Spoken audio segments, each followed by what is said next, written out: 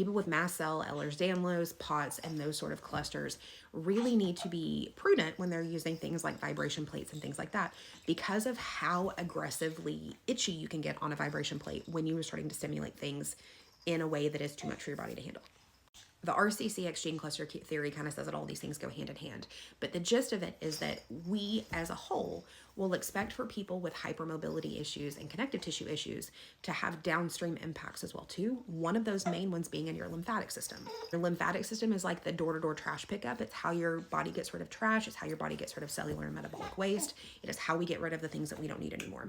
And your lymphatic system heavily relies on valves and external movement to get the lymph flowing because it doesn't have a pump like our heart. Some reptiles do actually, and I think some mammals do have a second lymphatic heart. Humans don't. Like I've worked all through Netter's Atlas of the Human Anatomy, they ain't found it yet. But those valves can be compromised because connective tissue issues. But where that kind of overlaps with mast cell issues is that the mast cells live in our connective tissue and in our fascia. And what happens with vibration is that vibration stimulates those mast cells. A big overload of histamine gets released.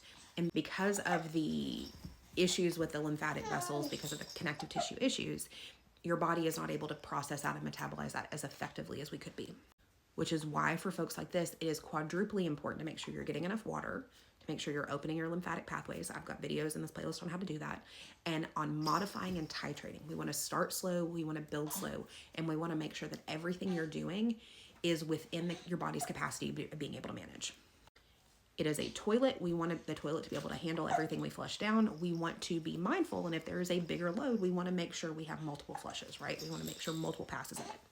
And while I'm sure there are different toilets that could probably handle bigger loads, this one's kind of like a toilet in an old house, and we're just going to be a little extra gentle with it, if that makes sense.